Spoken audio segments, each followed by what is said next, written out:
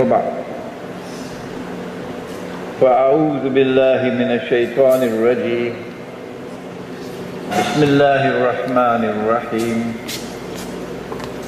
ونزلنا عليك الكتاب تبيانا لكل شيء وهدى ورحمة وبشرى للمسلمين صدق الله العظيم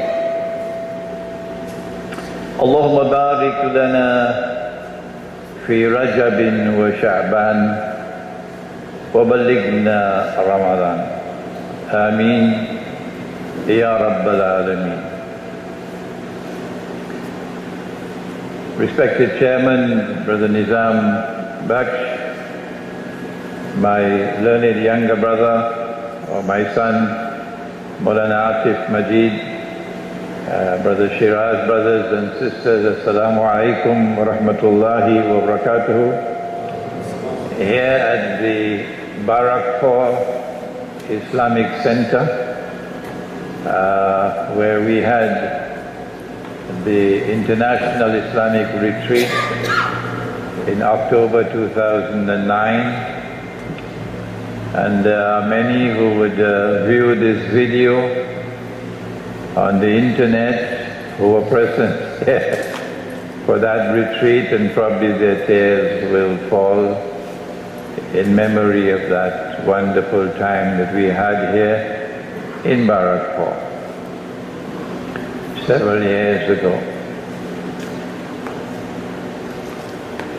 We begin with Suratul Isra of the Quran, which also has another name. It's also called Surah Bani Israel, but that's not very well known. And it's the first ayah or the first verse. And Allah subhanahu wa ta'ala tells us something about what might qualify as the most exciting moment in the life of the Prophet sallallahu ta'ala alayhi wa sallam. But before we turn to that verse of the Quran, let me share with you what Allah has said in Surah An-Nahl. He says that we have sent down this book, the Quran, that this book might explain all things. And if we neglect this book and we do not search for that which Allah has sent to explain all things and live our lives in ignorance, we'll pay a price for it. He has sent down this book, the Quran, that it might explain all things. And in it, there is guidance which has come down as rahmah, an act of kindness from Allah, and with good news and glad tidings for those who believe in the book and who go to the book to study it. How do we go to the book to study the Isra and Miraj? Allow me a few minutes before we begin the lecture to remind you, if you need to be reminded, of how the Quran should be studied.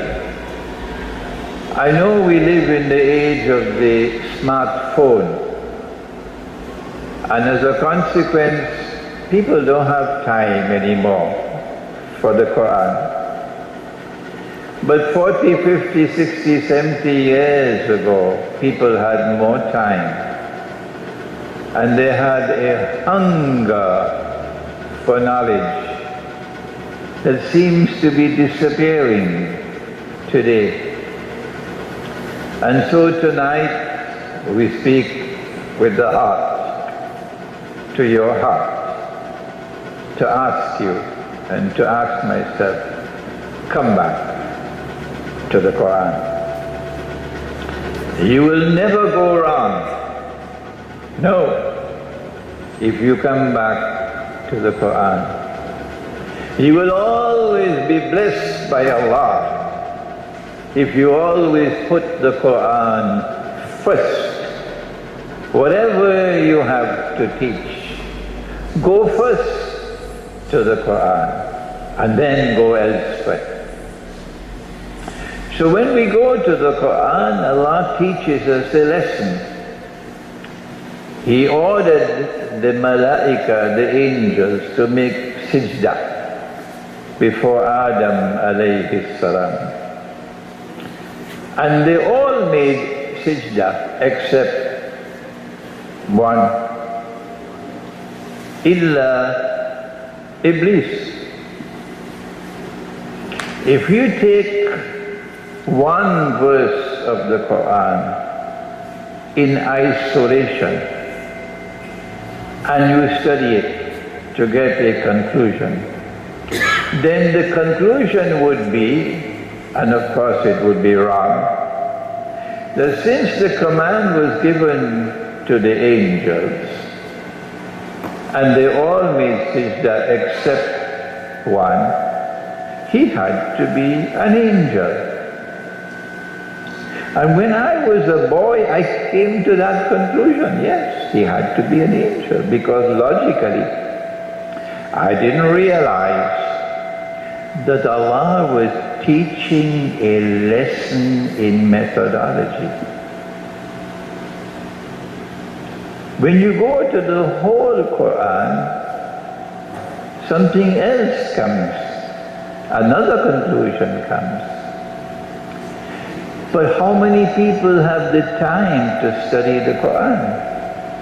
He says in the Quran about the malaika, the angels, وَيَفْعَلُونَ مَا يُؤْمَرُونَ. They don't have any choice. When Allah gives a command to an angel, the angel must obey. But he disobeyed. So he can't be an angel. And then in Surah Al-Kahf of the Quran, Allah says, وَكَانَ مِنَ الْجِنِّ. Iblis was not an angel, he was a jinn. I am speaking slowly because I want it to sink in. So those of you who make time to study the Quran will not come to a conclusion based on one solitary verse or one hadith, but would take time to study the book as it ought to be studied.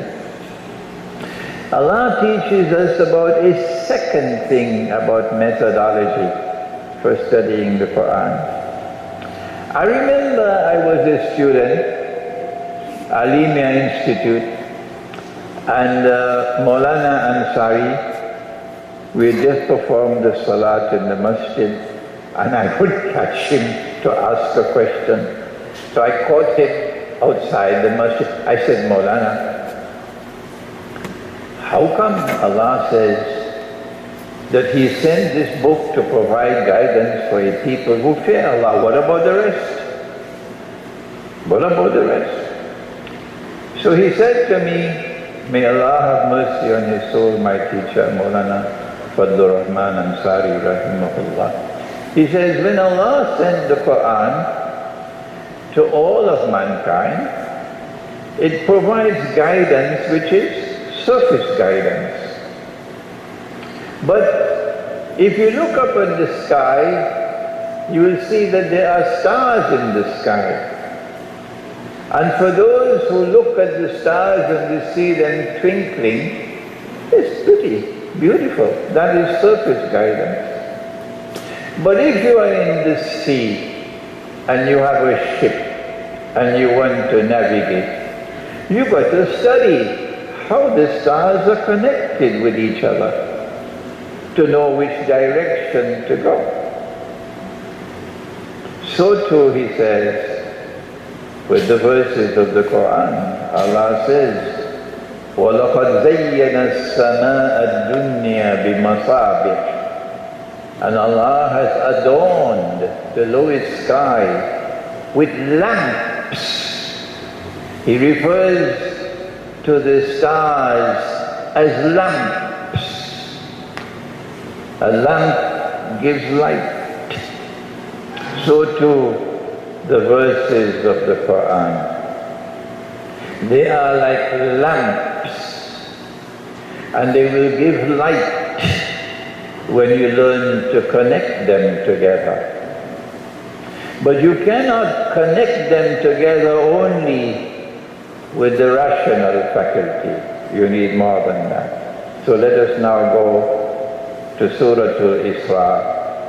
This is not the conventional lecture. This is an unconventional lecture tonight. Bismillahir Rahmanir Rahim. Subhanalladhi asra bi'abdihi laylan min al-masjid al-haram. Glory be to Him, Allah subhanahu wa ta'ala, who took His servant Nabi Muhammad alayhi salatu wasalam min al-masjid al-haram. He took him not just from a city, no, He took him from a masjid built by Nabi Ibrahim alayhi salam. Ila al-Masjid al-Aqsa. He took him from this masjid to that distant masjid built by Nabi Sulaiman alayhi salam. الذي باركنا حوله. That masjid is different from this masjid. For that masjid is blessed and blessed and blessed. In a way, this has not been blessed. What is the blessing that masjid got that this one did not get? Answer, Anbiya alayhim salam, one after the other, continuously. Anbiya, prophets of Allah, are coming there, to that masjid, in that land. Alladhi barakna hawla. So it is Al-Ardul Mubarakah, the blessed land. The Quran also refers to it by another name, Al-Ardul Muqaddasa, the Holy Land. And woe unto those who will not direct attention to study this subject. What happened at that masjid? لِنُرِيَهُ مِنْ آيَاتِنَا. Took him on this journey for a specific reason. What is the reason? Took him to show him certain ayat, certain signs, certain symbols, to provide him with knowledge of certain things. And then the ayah ends, the verse ends, Innahu huwa as-sami'ul basir. He is the one who hears.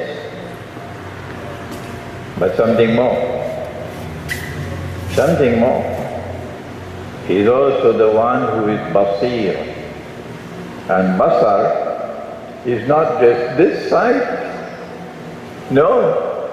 Basar is also this side. There are those who see with one eye. Most people today see with only one eye.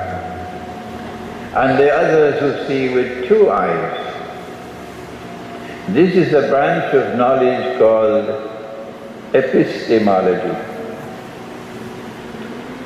Those who see with one eye usually have a university degree.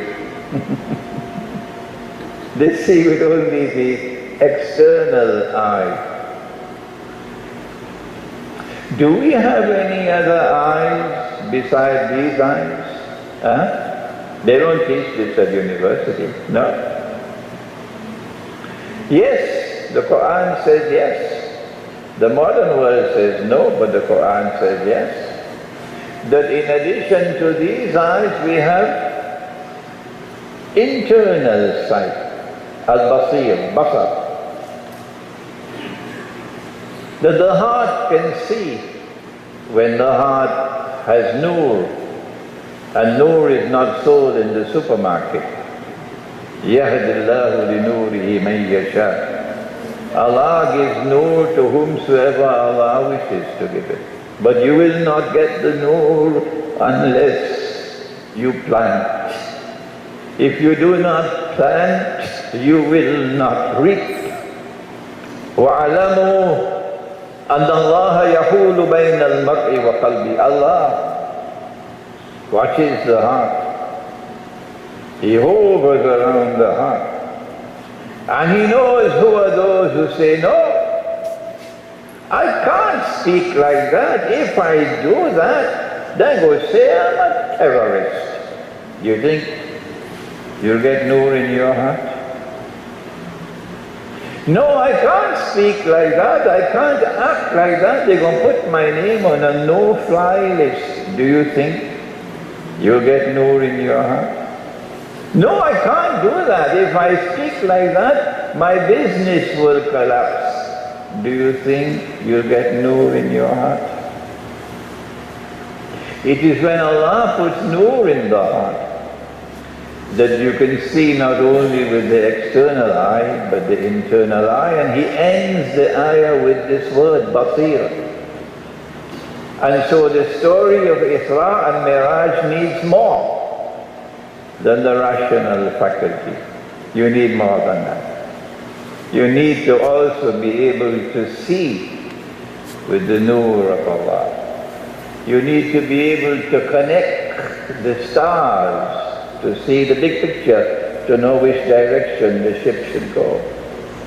So Nabi Muhammad alayhi salatu wasalam is taken on this journey. When did it happen? Just before the Hijrah. He's about to go to Medina. It was called Yathrib. And in Medina there is a very large community of people who worship one God and who have a book, the Jews. And Allah's messenger is about to have an encounter with the Jews. It is going to be a historic encounter. You cannot understand the world today unless you go back to that moment. And Allah is preparing His servant, His messenger, for that encounter with the Jews in Medina by taking him on a journey to Jerusalem. While we were in Mecca and we performed Salat, at that time Salat was not 5 times a day, no. At that time Salat was not bil Jama'ah, no. But we performed Salat in the direction of Jerusalem, because Jerusalem was the Qibla. And so Allah's messenger is taken to the Qibla, to Jerusalem. And the Jews also turned to Jerusalem. And he's taken there to be shown some signs. What were the signs? And then from Jerusalem he's taken up into the Samawat. The Isra and Miraj can be studied, but it's also a story, a narration. And all our lives we've been hearing the narration. It's nice to hear it, especially when you're young and you know when it's Miraj al-Nabi, when it's Miraj al-Nabi time, this time you get Malida to eat. I don't know whether Malida gone today. But we used to eat Malida at this night. So this is the story. And as a child I would listen to Salim Chacha, and his granddaughter is there, Salim Chacha in St. Thomas Village, Chagonas, and he'd be reciting in Urdu and the translation in English. And we were children listening to this story with big eyes. The story of Isra and Miraj. How he went up to the first sama, to the second sama, to the third, and in each one he meets the Prophet of Allah.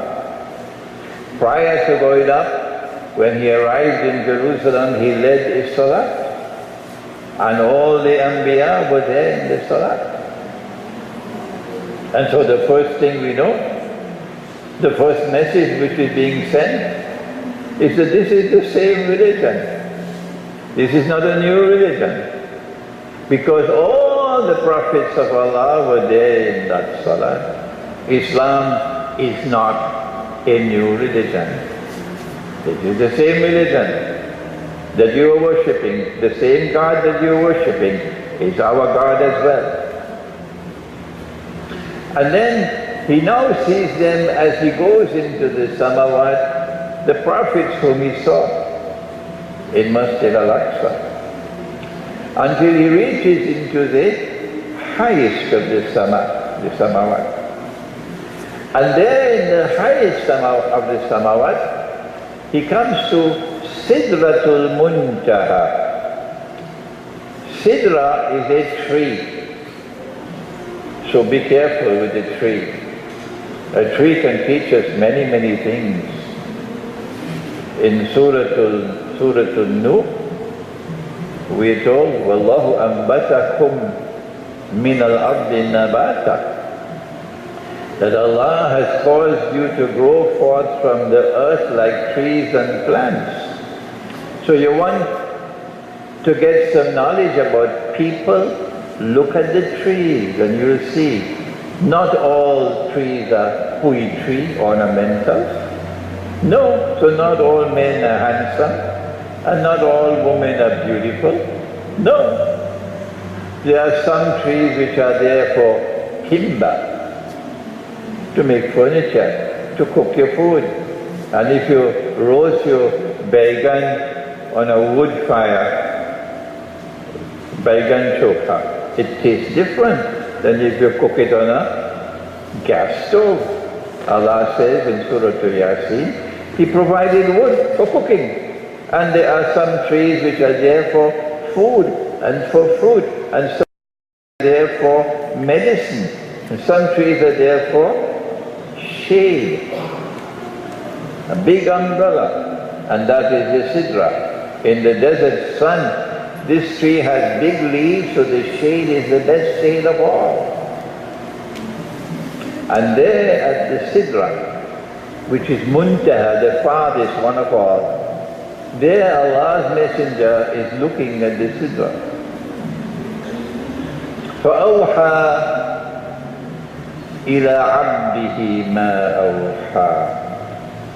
He is standing there looking at the tree, and at that moment, this is Suratun Najm now, Allah gives to His servant what He gives him, what He bestows upon him, what He reveals to him. فَأَوْحَى إِلَىٰ عَبْدِهِ مَا أَوْحَى. Whatever he saw, whatever knowledge he got, مَا كَذَبَ الْفُؤَادُ مَا رَأَى مَا كَذَبَ الْفُؤَادُ مَا رَأَى. His heart is seeing. So it's not these eyes. It is with this eye he is seeing. And if we live all our lives, and we never have the capacity to see with this eye, we're just like cattle. We're just like cattle. If you want nur, go to the Quran. Go to the Quran.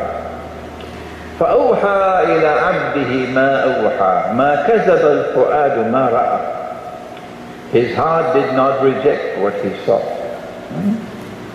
And then Allah goes on to speak about وَلَقَدْ رَآهُ نَزْلَةً أُخْرَى عِنْدَ سِدْرَةِ الْمُنْتَهَى. When he looked at the tree, إِذْ يَغْشَى السِّدْرَةَ مَا يَغْشَى. The tree was shrouded with that with which it was shrouded, something covering it. مَا زَاغَ الْبَصَرُ وَمَا طَغَى. His gaze, as he's gazing at the tree, his gaze never wavered, it never became tired. No. What a moment that was. And then comes the most important statement of all. Listen to it. لَقَدْ رَأَى مِنْ آيَاتِ رَبِّهِ الْكُبْرَى. If this verse does not shake us up, what will shake us up? لَقَدْ رَأَى مِنْ آيَاتِ رَبِّهِ الْكُبْرَى. He saw the greatest of the signs of Allah. So you and I, we have a thirst and a hunger in our heart. We want to know, what did he see? What did he see? To answer that question, we now have to turn away from the narrative, the story, and we have to study now. It is a subject for study. What did he see? This lecture is not going to end on a happy note. So let's do the nice part first before we end. What did he see? He informed us when he came back of some of the things that he saw, but he did not tell us all. There are some things that he saw that he did not tell us about, and it came out later on, in bits and pieces over time. But you have to be able to connect between the stars to be able to recognize that he saw it there. He came back, for example, and he said that I was allowed to look into Jahannam. And I saw that most of those in Jahannam were women. And your mother is a woman, and my mother is a woman. So this must be the mother of all warnings. When a man is misguided, when a man begins to drink and do this and that and the other, the wife, the mother can still stand up and save the family. Yes. He is wayward. He's doing all these bad things, but Mama, she held on, and she kept the home and she kept the children. When a son or a daughter goes astray, the parents can still keep the home together. But when a wife and a mother goes astray, she takes down the whole home with her. That's the warning. And in the Isra and Miraj, he saw that in the time that is to come, strange things are going to happen in the world of women. When I was a boy, I never saw a woman wearing pants. We never saw that. Much less blue jeans. I mean, to see a woman or a girl in blue jeans is like the sky falling down. That was yesterday. And we have had the misfortune to live in an age in which everything has collapsed before our eyes. And now you can see hijab on the top and very tight jeans underneath. Yes. The hijab, I lived in Malaysia for many years, so I can see what it is like in Malaysia. They're all in hijab at the top. But guess what? He said that women will be dressed and would yet be naked when he came back from Isra and Miraj. He said that. But we never connected with Isra and Miraj. That's the problem. It's there before us today. Women are dressed and yet naked. He said that women would dress like men, and I've seen her. I saw her photograph in the newspaper. with a tie. Yes, I won't mention who she is. The women will dress like men, and he said that men will dress like women. That's coming probably. So he brought back all of this information from Isra and Miraj. But I don't think this is the greatest of the ayat of Allah.